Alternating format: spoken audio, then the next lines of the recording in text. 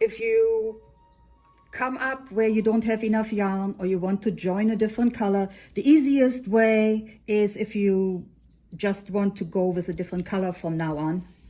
Just cut it off here, knot it together at the end or beginning of a row. Now we're adding a new yarn. Leave a good sized tail and you just knot those two together. Either way, either with an overhand knot or whatever. All you want to do is have the yarn attached to the previous one so that it doesn't come loose and does some unraveling on you.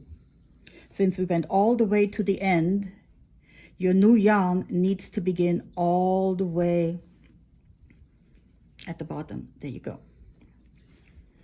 And then you can do another knot just to make sure it never goes anywhere else. And you now start as you started before. It wasn't done cleanly, hold on. There, as you started before, you chain, you go to the hole. This time you have to go to the hole because you have nothing to chain to if you don't go to the hole. Looks a little strange. Chain 1, 2, 3. Let's just do 3. And you go in with a double crochet into the next hole. And there you are. You want a different color or you want to attach a new ball.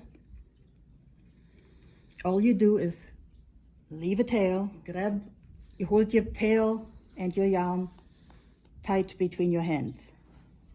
You're at your last stitch. Last stitch is done.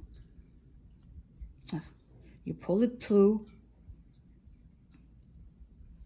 and it's now attached. 1, 2, 3. But not everything is done yet. In order so that your stitches don't pull out of alignment or the yarn comes loose or what have you. 1 knot, make sure it's reasonably tight but not too tight. 2 knots. You have 3 chains. You go into the next one and you just continue going across.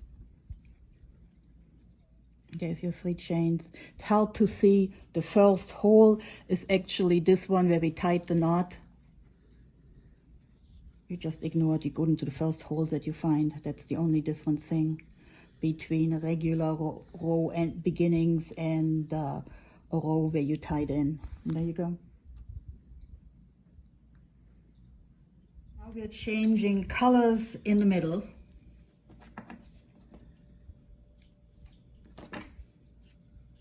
Pink one is gone, and the change color in the middle is almost the same as change color on the end.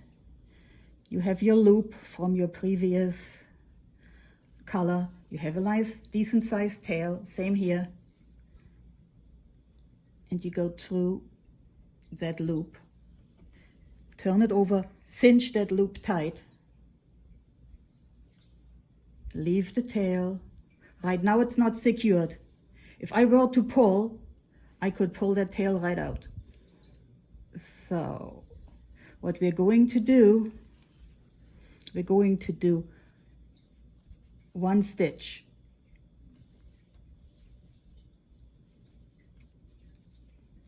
We have now a different colored stitch. Now we go to the back and mess with the tails. We pull it tight.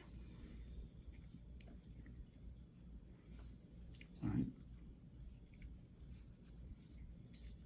2, and later on you weave it in. There is no knot to be seen or anything. And then you just go on your merry way. Next stitch. And you see there is ended with a pink, started with a purple. Okay, now the shape of the leaf is done, so we are finishing it up. Just pulling the 2 doubles tied. Now we want the tail or stem. We have this much to work with. What we're going to do is go into the topmost stitch on the rounded part of the leaf right there, and we just pull it up and do some chains. 1, 2, 3, 4, 5, 6, 7, however many chains we want. You can go until you almost run out of yarn. Cinch it tight and you have a leaf with a stem.